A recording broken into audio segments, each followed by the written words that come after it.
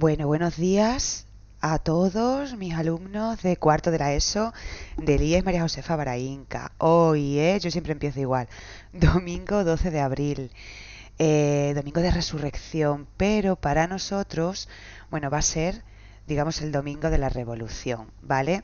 Bueno, chicos, tenemos que seguir trabajando así, estudiando a distancia y online, así es que, pues, aquí preparo el primer vídeo sobre el próximo tema que tenemos que estudiar, que es la Revolución Rusa. Bueno, cada vez que me planteo hacer un vídeo creo que lo complico más. A ver, ya tengo preparada la ficha de actividades, ya os la mandaré el martes cuando acaben las vacaciones, pero quiero que tengáis el vídeo y la ficha pues para que os ayude a hacerla, ¿no? Ya sabéis que la ficha es evaluable y calificable. Vale, la Revolución Rusa. Y aquí una fecha que no se nos puede olvidar, 1917.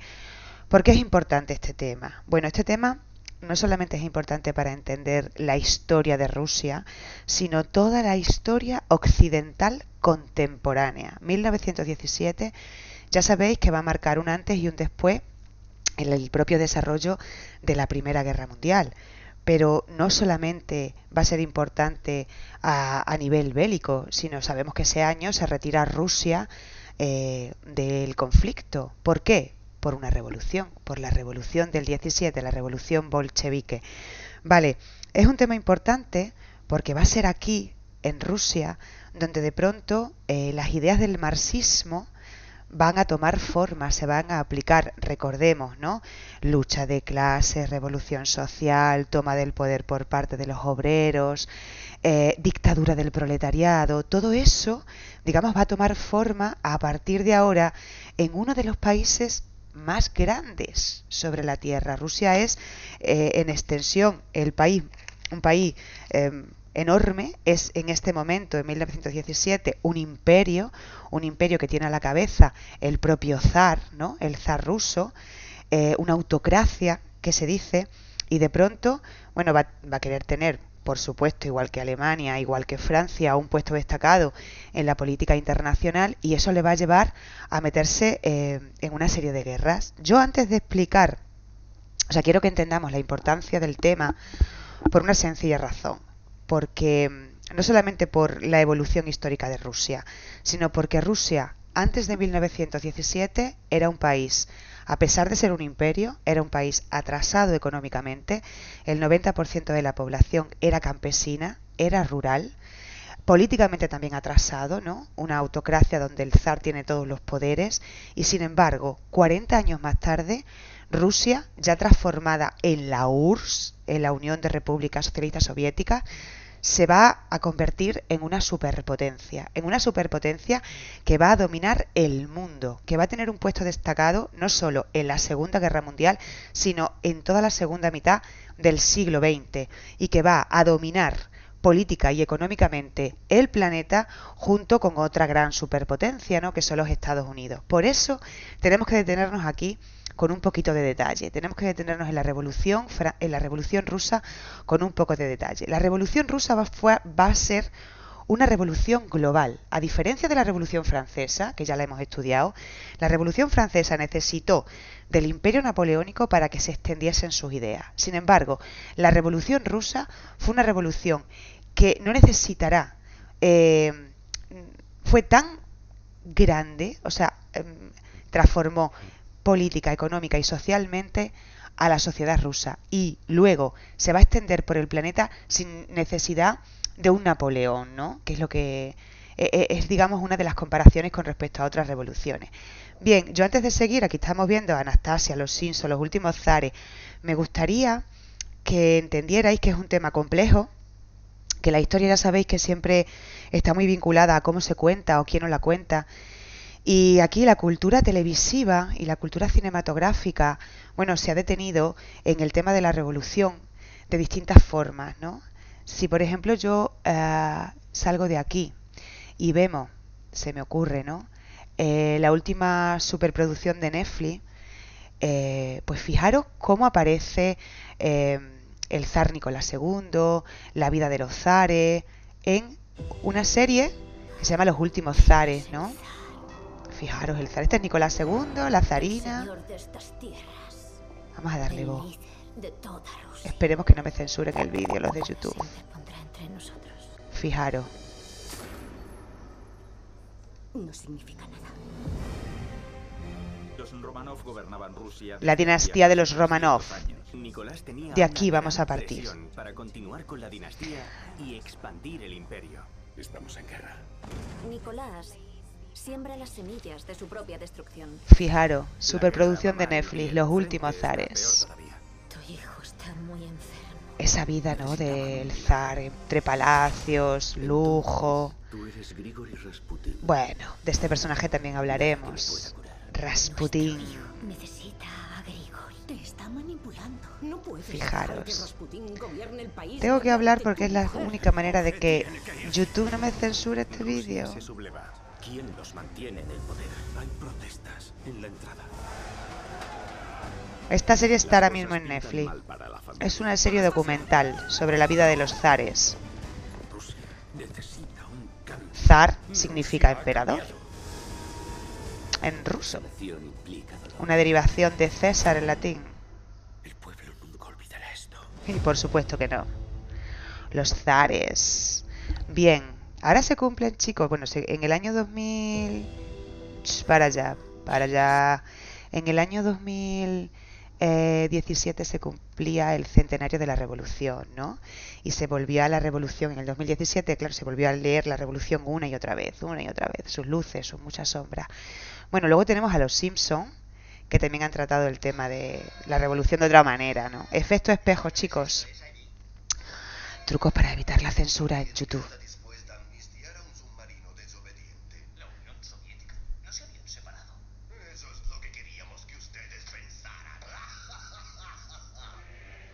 Fijaros, la hoz y el martillo, todo muy militar, ¿no?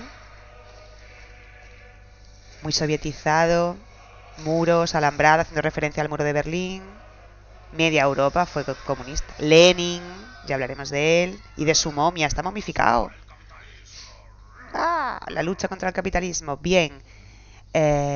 Y no se me puede olvidar que la factoría Disney en el año 1997, con motivo del 80 aniversario de la Revolución, pues la factoría Disney contraatacó con una de esas películas, Anastasia, la hija del zar. Fijaros, oh.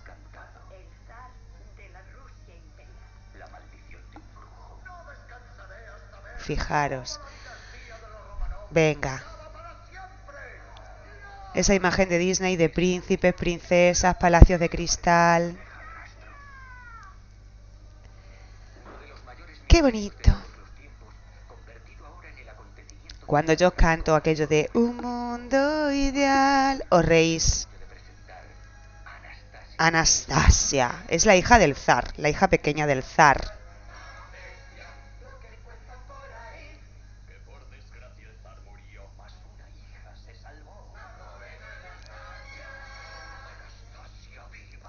Bueno, ese es Rasputín. Que sí, que venga Anastasia, que era huérfana, que se murió. No quiero hacer spoiler, pero la familia imperial rusa va a terminar muerta, evidentemente como producto de la revolución y la guerra. Entonces, bueno, pues aquí Disney, de pronto, qué buena es Anastasia y qué buena es su abuela. Y venga, ya le voy a dar para adelante. No puedo con los cuentos estos, ¿vale? Sí, todo muy bonito. Está en el canal Disney ese, si la queréis ver, os recomiendo que la hagáis después de estudiaros el tema y no antes. En esta película, fijaros, en España se estrenó en el 98. En esta película lo más interesante es ver ese París, ¿no? El puente del zar Alejandro III, la ópera de Garnier, dibujada según, bueno, pues el mundo Disney. Pero, repito, quien la quiera ver, que primero se estudie el tema, ¿no? Partimos de aquí, ¿no? De este momento, de los zares, y bueno, sorpresa, a ver, le vamos a hacer grande. Como la revolución depende de quién te la cuenta y hacer vídeos tiene su complicación, pues yo no he estado nunca en Rusia, pero da igual, porque Manuel, el profe de economía, que sabéis que es un viajero incansable, pues sí que ha estado. Entonces, pues me ha cedido para hacer el vídeo, una serie de fotografías, y con él nos vamos a esa Rusia de la Revolución, donde nos vamos a detener en Moscú. Fijaros, esta es la Plaza Roja de Moscú, pero también nos ha cedido fotos de otro de los lugares emblemáticos de la Revolución, que es San Petersburgo. Esta es la residencia real, el Palacio de Invierno de San Petersburgo fue la residencia real de los zares, y luego vamos a volver a ella. Fijaros, esta plaza también forma parte, ¿no? El palacio forma parte de la plaza donde va a desarrollarse uno de los episodios más oscuros de la historia de Rusia, ¿no? Ay, bueno, vamos a ver. Y si nos ponemos serios, arrancamos con la revolución. Cosa que tenemos que saber. Bueno, pues que el origen de la revolución está en esa Rusia zarista. El zar, en este momento, es Nicolás II. La familia, digamos, imperial. Fijaros cómo era la Rusia imperial. Enorme, ¿no?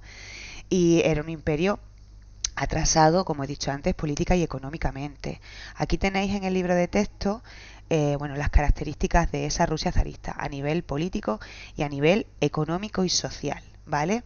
La mayor parte de la población, el 90% de la población, como he dicho antes, era campesina. Y el zar, ese poder, es que se llama autocracia, ¿no? Esa autocracia zarista se apoya en esas clases sociales, bueno, pues que son privilegiadas, la nobleza, el clero, en este caso la Iglesia ortodoxa, en el ejército, y luego también tenía una policía política donde evidentemente no había ningún tipo de derechos, y la oposición no estaba tolerada, así que cualquier disidencia era duramente reprimida, ¿no? Aquí la pirámide social de la Rusia del momento, un poco una caricatura, ¿no? Y el zar Nicolás II, en 1904, esto es muy importante, se mete o decide enfrentarse a Japón en una guerra por controlar Manchuria, el norte de Asia, ¿no? En esta guerra, que fue en 1904, bueno, pues el ejército ruso va a ser derrotado. Para que podáis entender la historia digamos, la coyuntura o el proceso revolucionario ruso, vamos a aplicar un binomio bastante sencillo, que es el binomio guerra-revolución. Mira, es muy fácil. La guerra ruso-japonesa de 1904 trajo como consecuencia la revolución de 1905, el denominado Domingo Sangriento. Pero es que la Primera Guerra Mundial, ¿no?, en 1914 trajo como consecuencia la revolución de 1917, que va a tener dos momentos, febrero y octubre. Pero es que, a su vez, la revolución de 1917 trajo como consecuencia una guerra civil en Rusia, donde se enfrentaron el ejército blanco con el ejército rojo. ¿Lo veis? Es muy fácil. Guerra, revolución, guerra, revolución, guerra. De esta forma, digamos, transcurre todo el siglo XX, o por lo menos la primera mitad del siglo XX. Guerra de 1914, guerra de 1904, revolución de 1905, guerra 1914, revolución 1917 y luego guerra civil 1918-1921. Aquí ya ha nacido la Unión Soviética, la URSS. ¿Queda claro? Es un poco el pulso de los acontecimientos. Y, bueno, esa monarquía autocrática del zar va a encontrar una enorme oposición, ¿no? Digamos que en Rusia se va a extender pues muy rápidamente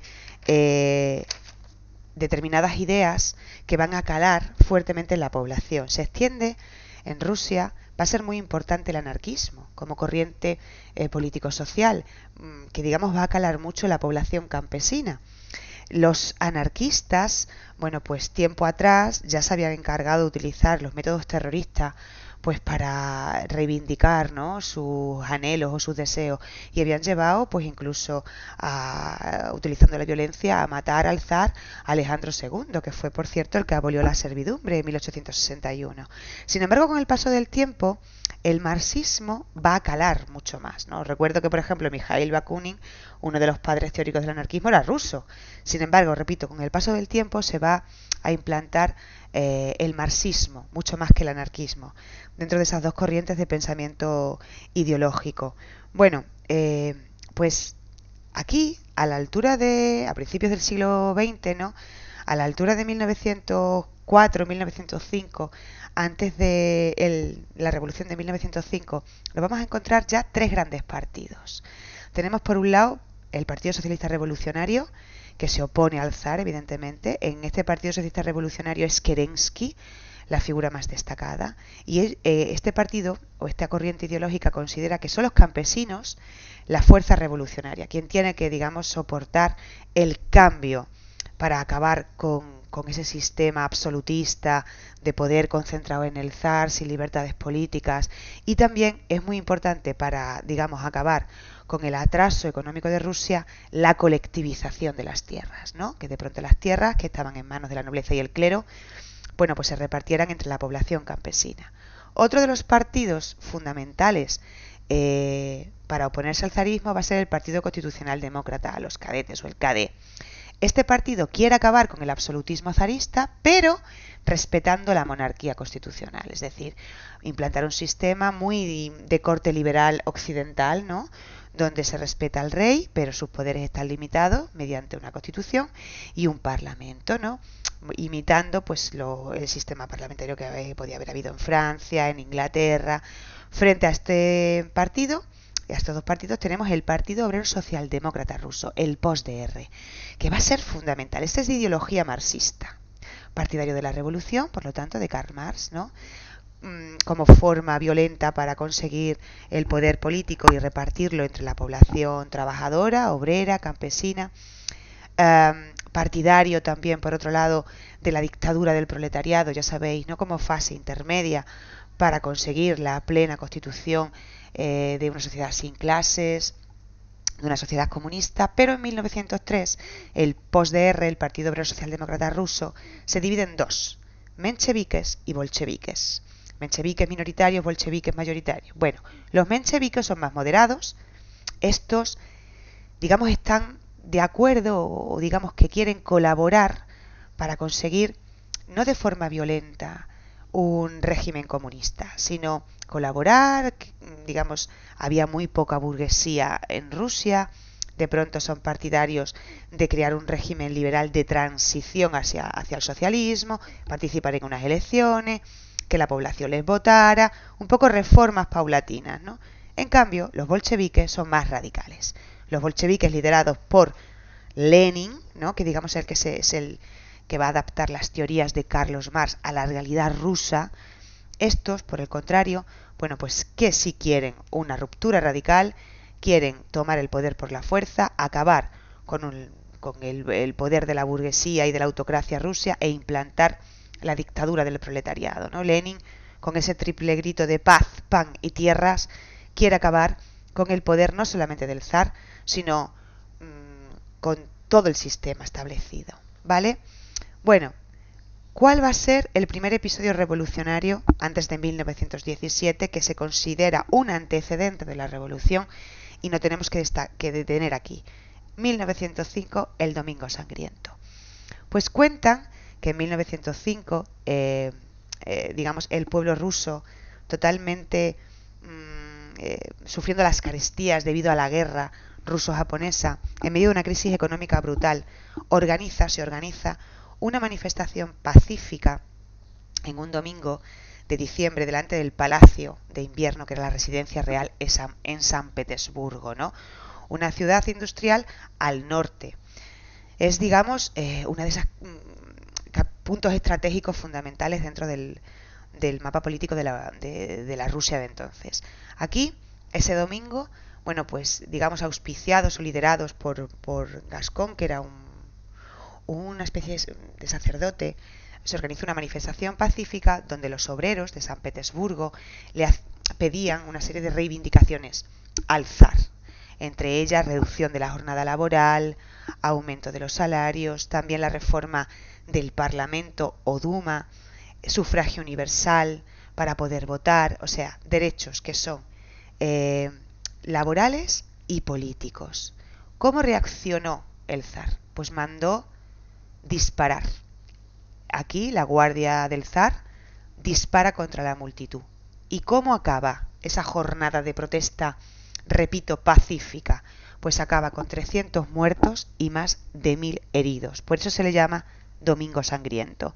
Aquí tenemos fotos de entonces, ¿no?, de la manifestación de 1905. Este es el Palacio Real en San Petersburgo y esta es una foto que nos ha dejado Manuel para que veáis. Fijaros, el antes y el después. Si le damos para atrás, Manuel nos ha dejado una panorámica de la plaza. Tacha, más para atrás, más para atrás. ¿Dónde estamos? Aquí fue la masacre del Domingo Sangriento, ¿no? Palacio Real, en esta plaza, 300 muertos. Evidentemente supuso la ruptura del pueblo con respecto al zar, ¿no? Ya se demostró que el zar no se entendía, digamos, que había una lectura, una cosa era la familia imperial y otra cosa, por otro lado, iba el pueblo ruso. Como consecuencia de aquello, bueno, pues toman forma, digamos, un organismo que va a ser fundamental. Nacen los soviets. ¿Los soviets qué son? Son asambleas de obreros y soldados. Obreros y soldados rusos. Nace el Soviet de San Petersburgo. Y el zar, a pesar de la represión, se ve obligado a hacer una serie de concesiones. Una especie de reforma donde le da más poder a la Duma, al Parlamento. Digamos, se admite a partir de entonces una especie de sufragio censitario restringido, pero esto queda en papel mojado porque en la práctica no respetó el zar Nicolás II ninguna de esas reformas, ¿no? De esas premisas. Esto calentaría, digamos, el ambiente hacia la revolución, ¿no? Al mismo tiempo, el zar, después de la represión de 1905, va a perder popularidad.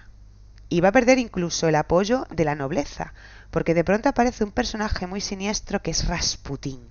Rasputín, que era una especie de monje, ¿no?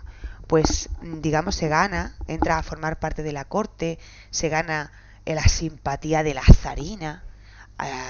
De pronto un monje forma parte, no rodea a la familia imperial. Esto va a escandalizar a la opinión pública. La prensa de la época contraria hace viñetas, ¿no? Arremetiendo contra la zarina, y que ya era bastante impopular. La zarina Alejandra era la mujer de Nicolás II, era alemana, y el pueblo ruso empieza a odiarla, ¿no?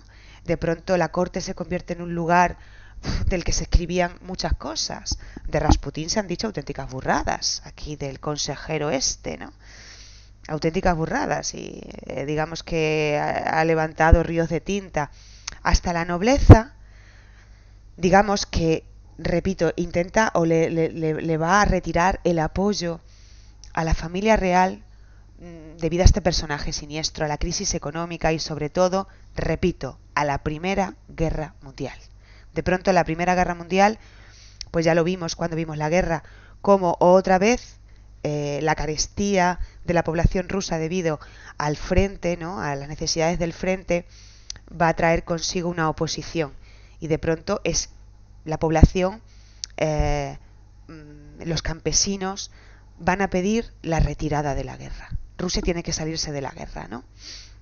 Vale, lo vamos a dejar aquí porque si no hago el vídeo tremendamente largo, y de todas formas con este vídeo pues así podemos, lo dejo ya en la revolución de 1917 que se las trae, y nos vamos a nuestra ficha, ¿no? La ficha, esta vez quiero que me pongáis el nombre, el apellido, el curso y el grupo, por favor.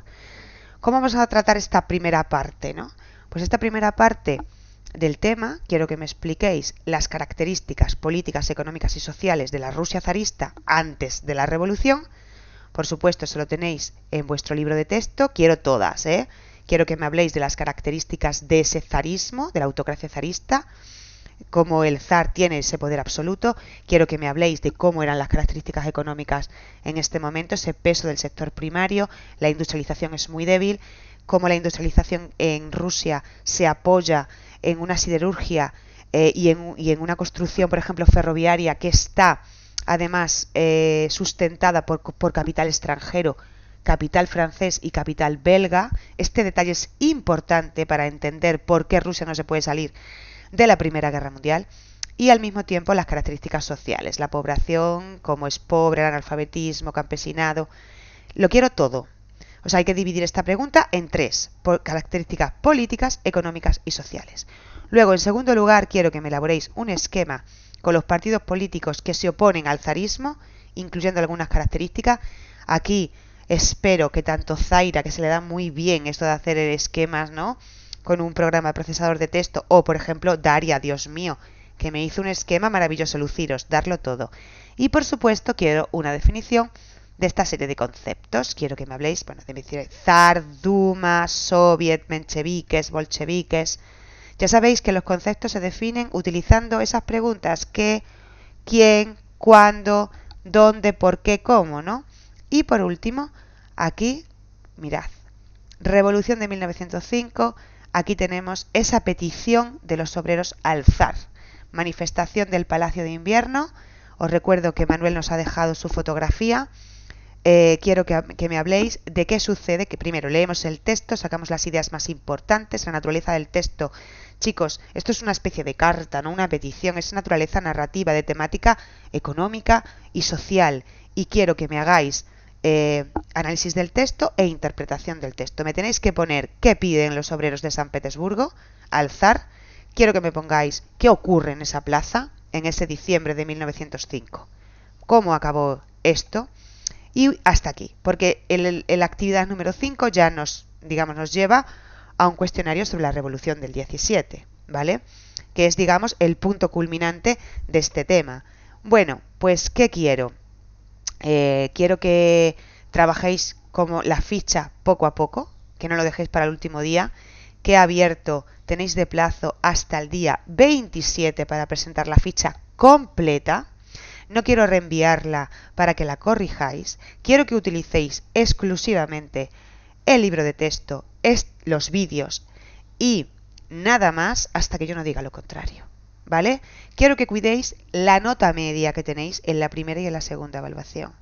Y quiero que lo hagáis lo mejor posible, no quiero que os copiéis entre vosotros. Lo voy a dejar aquí porque si no hago el vídeo tremendamente largo, no sé cuánto me está ocupando, pues no lo sé. Y deciros, por supuesto, que lo estáis haciendo bien a pesar de la bronca que os he hecho por el correo, que por favor me lo pongáis fácil, que intentemos hacerlo lo mejor que podamos, que no os copiéis unos a otros porque no tiene sentido, porque me voy a dar cuenta, porque sois lo suficientes como para darme cuenta que esto ya lo he leído antes, que esto se ha sacado este enlace, ¿vale? Me gustaría utilizar también el vídeo para felicitar a todos aquellos que han conseguido sacar un 10 redondo en el anterior trabajo. Que muchos, es cierto que trabajar así a algunos os ha perjudicado, porque esto no es enseñanza memorística, esto no es lo vomito, pero hay otros que en la distancia, en esa educación a distancia, se ha crecido. Y yo, a todos aquellos que han conseguido un 10 redondo, les doy las gracias, porque merece mucho la pena. Merece mucho la pena corregir un trabajo largo y de pronto darme cuenta que todos los recursos que tenéis y que os proporcionamos los utilizáis. ¿Vale? Bueno, pues ya está, lo dejo. Ya sabéis que os cuidéis mucho, que no salgáis, que no lo dejéis para el último momento y que esta ficha hay que hacerla lo mejor que se pueda, porque es evaluable, ¿vale? Bueno, y hasta aquí. Así es que os deciros también que os echo mucho de menos, que ya sabéis que lo digo siempre. Os echo mucho de menos. Echo de menos a decirle a Juan Carlos Seco que se calle, que deje a India en paz. Echo de menos a Elsa. Echo de menos en el grupo del C a Luis. Le voy a echar la bronca también a Francisco Abad, porque no se lo voy a permitir. O sea, no le voy a permitir que, siendo tan bueno como es en historia, no sé por qué no haga nada. Quiero que Carlos haga la ficha completa. Quiero que Luis, de cuarto C, lo haga lo bien que lo sabe hacer. Por supuesto, pedir a Adrián que siga siendo Adrián, ¿vale? A Moisés, echarle la bronca también, en ese cuarto C. Sí. Y él sabe por qué. Bueno, a los del B y a los del A, que os echo mucho de menos. Anita Dinamita, no te enfades conmigo. No quiero que me hagas de nuevo el trabajo anterior. Quiero que me hagas este bien, ¿vale? Ya los demás hablo del resto. Cuidaros mucho, ¿vale, chicos? Venga, chao.